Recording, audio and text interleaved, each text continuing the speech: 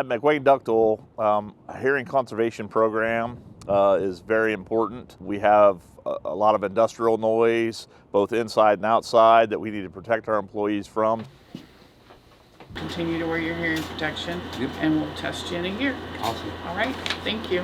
We are serious about the safety, and we want to keep everybody safe and keep everybody working.